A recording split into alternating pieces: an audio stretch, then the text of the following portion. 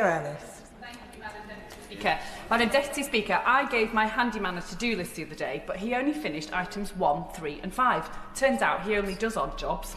I know, it's a terrible joke, but as the dad shift and my colleagues across the chamber are highlighting today, paternity leave in this country is also a terrible joke. And it's letting our brilliant men down. We have to do better. Madam Deputy Speaker, before I was a socialist, I was a feminist, and a precocious one at that. I think I was about 17 when I read a book called Modern Motherhood and the Illusion of Equality. And quite apart from all the valid analysis it made about equality going to the wall after women have babies, the fact that most horrified me was that husbands couldn't stay with their wives in hospital after the baby was born. What was this medieval treatment that this writer was telling me still happened in the UK? And of course, 20 years later, it still often happens. It was at that moment that all my illusions that equality was largely achieved were shattered.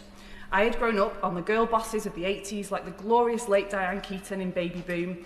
But, Madam Deputy Speaker, how could there be equality if it was only in the workplace and not in the home? And how could we have equality in the home if men were shut out the literal moment they became a parent?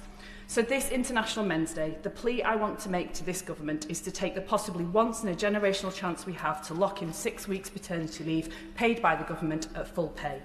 Many studies have shown that the earlier men get involved in caring for their children, the more equal the distribution of work in the home becomes and the amount of conflict reduces too. No man goes into a marriage or becoming a dad wanting conflict. And so I fundamentally believe that the key to unlocking true equality is ensuring men have as much an appreciation as women of what it takes to care for a family and a home. I could spend all day giving you a love letter to fatherhood. I've said before in this place that I would not be here if my own husband didn't choose to be a brilliant father, holding down the fort at home while still running his own successful business too.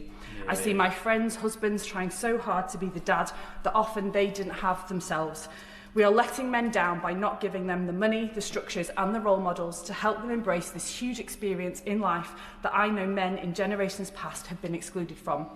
Only last week, I spoke with firefighters at Fulwood Fire Station in my constituency of Ribble Valley about how when you cut funding for a post within a shift team, the first thing it impacts is the flexibility of the rest of the team, most of whom have families they're trying to juggle. These are men and women who want to be present parents, and we should be enabling them to be great public servants and great dads too.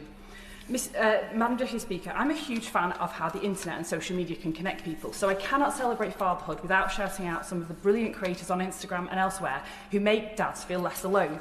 Dean Walker, aka Fun Dad Dean, and comedian George Lewis give dads role models for modern parenting. They give light relief and a reminder that being a dad is hard for everyone and that dads are doing their best. In the depths of parenting exhaustion, I know many of us communicate by sending their videos back and forth, and I'm sure they've saved a few explosive arguments. I may or may not be speaking from personal experience. Finally, Madam Deputy Speaker, as the incomparable Emmeline Pankhurst said, we have to free half of the human race, the women, so that they can help free the other half. I'm glad to be here today and in this government to do my bit to help free the other half, as they have helped to free me. And I look forward to this government taking the single biggest next step they could make towards equality by introducing 6 weeks paternity leave paid by the government at full pay. Thank you.